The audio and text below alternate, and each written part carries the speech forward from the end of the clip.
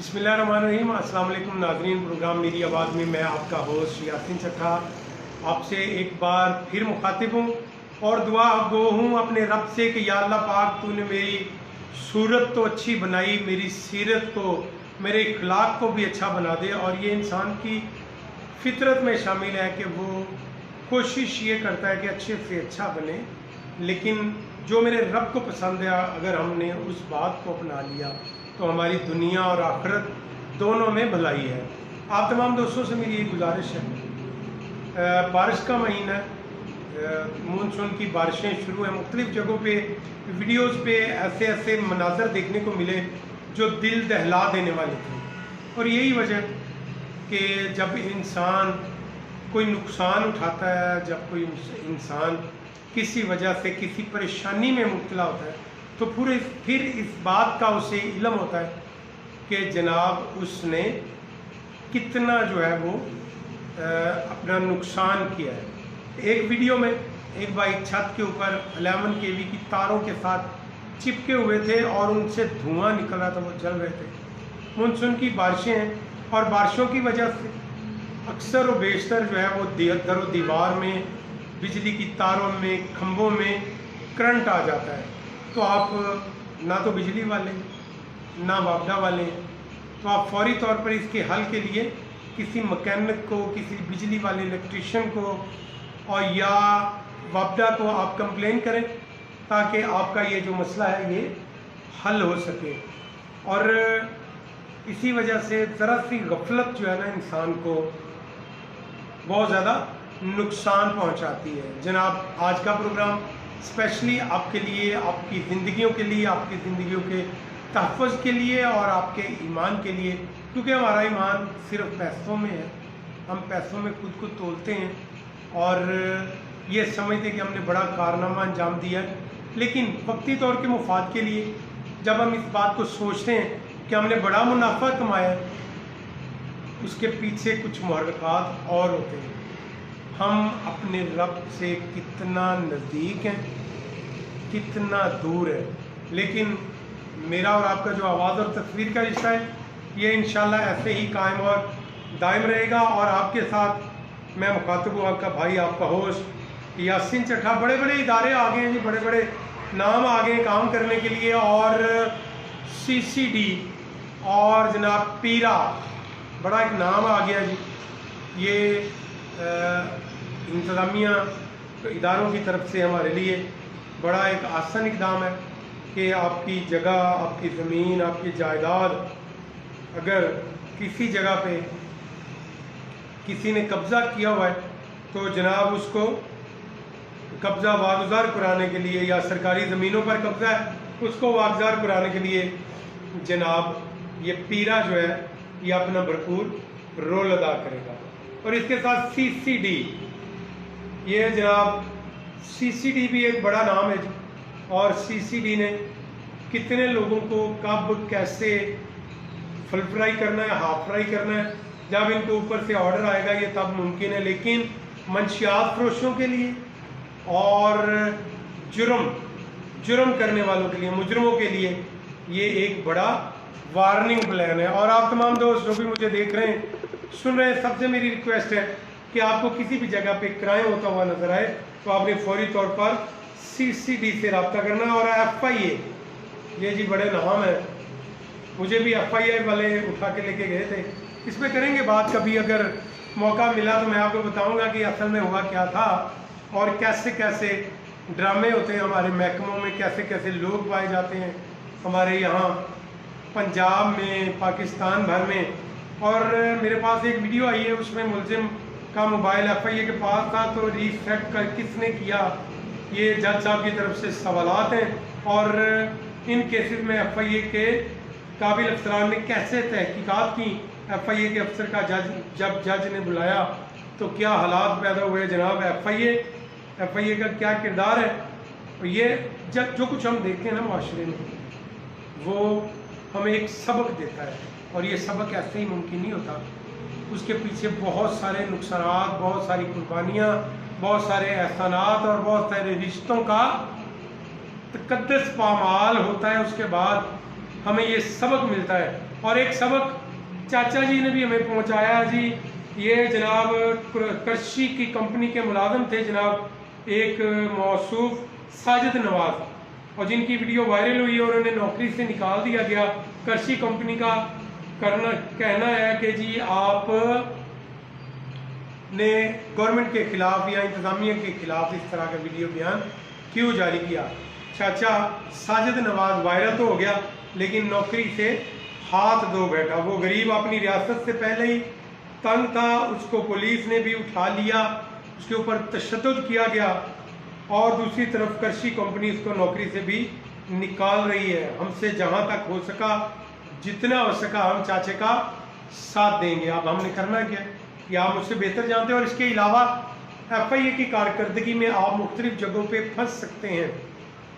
आपके पास आपका Facebook account है, आपके पास आपका सोशल मीडिया अकाउंट है, आपके पास व्हाट्सएप अकाउंट है। आपके व्हाट्सएप अकाउंट पे किसी भी बंदे ने अगर कोई वीडियो डाली है तो जनाब आपने उस वीडियो की तस्दीक करनी है। तो उस बंदे ने फौरी तौर पे आपको तफसीलात के लिए कहना है कि आप मुझे कॉल कर लें या व्हाट्सएप पे आप मेरे साथ राब्ते में आ जाएं। तो आप फौरी तौर पे उस बंदे के साथ राब्ते में जाएंगे जहां पर कुछ मवाद शेयर किया गया होगा जो गैर कानूनी होगा। आपने उसको तंबीह की होगी कि जी आपने मेरे ग्रुप में ये मवाद क्यों शेयर किया। वो फिर बताएगा कि जी मैंने नहीं किया, ये मेरे साथ स्कैम हुआ है। तो इस तरह जब आप उसके साथ राब्ते में जाएंगे तो फिर वो जनाब उसकी सारी तफसीलात आपके व्हाट्सएप ग्रुप में रखेगा और उसके स्क्रीनशॉट भी लेगा। उसके बाद आप उसको रिमूव करेंगे और जो मवाद है वो भी आपके अकाउंट से रिमूव हो जाएगा।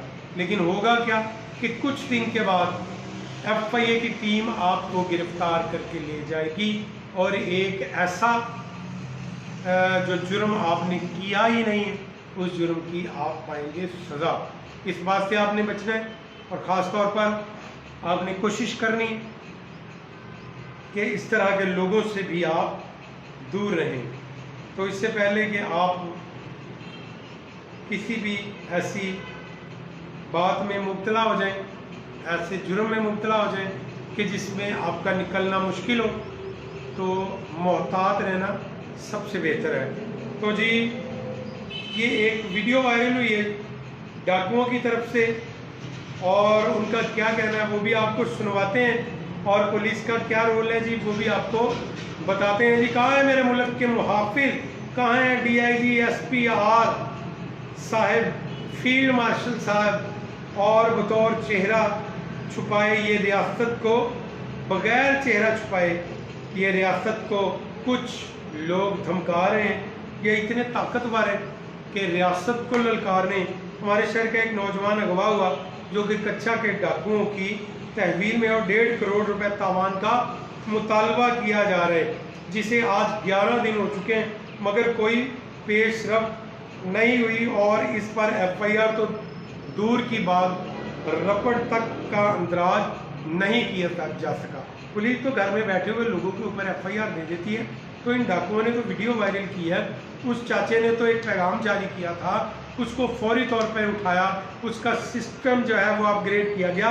इन डाकुओं को आप क्यों नहीं पकड़ते जो आपको ललकार रहे, जो रियासत को ललकार रहे, उनके खिलाफ आपने अभी तक कार्रवाई क्यों नहीं की। कच्चे के डाकुओं का कुछ करे, इससे साउथ पंजाब में सुकून हो जाएगा। ये पैगाम जारी किया है जी उसामा मेतला ने। जानते हैं जी कि डाकू क्या क्या है। ये जनाब डाकुओं का पैगाम आप तक पहुंचाते हैं।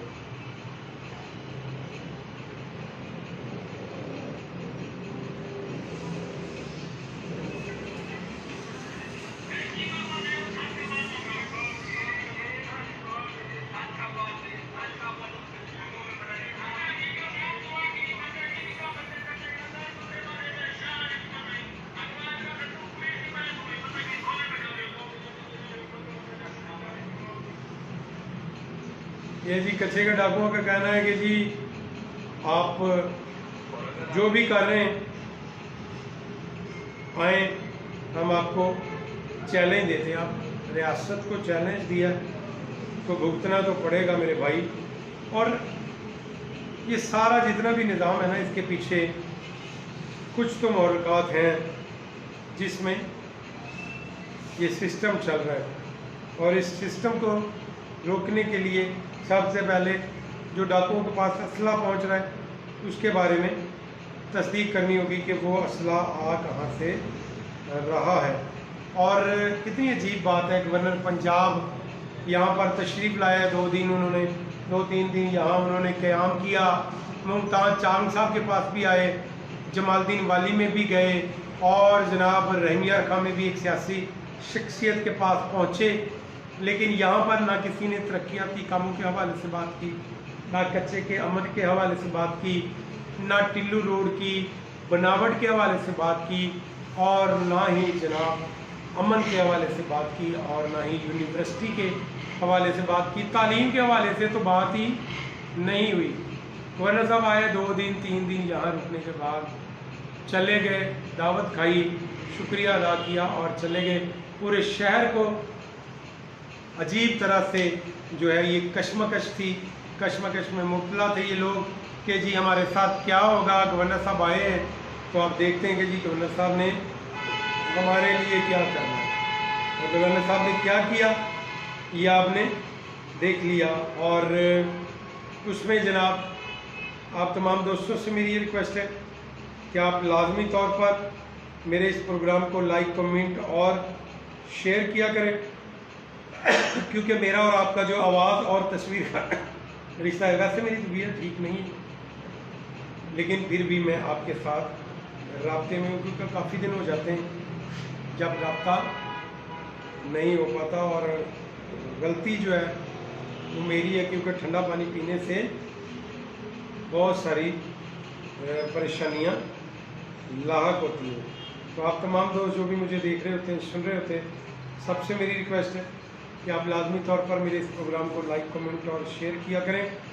और संजरपुर में एक अफसोसनाक वाक़या जी, एक खातून कत्ल का मामला, ASP सदकाबाद इनामुल्लाह खान जाए वकुआ पर पहुँचे हैं जी। ये कल की बात है। और ये कत्ल कैसे हुआ, मेहमान आए थे उनके घर में और उन्होंने बड़े ड्रामाई अंदाज में खातून के गला जो है उसको काट दिया और उसको कत्ल कर दिया गया। ये अफसोसनाक वाक़यात होते रहते हैं। और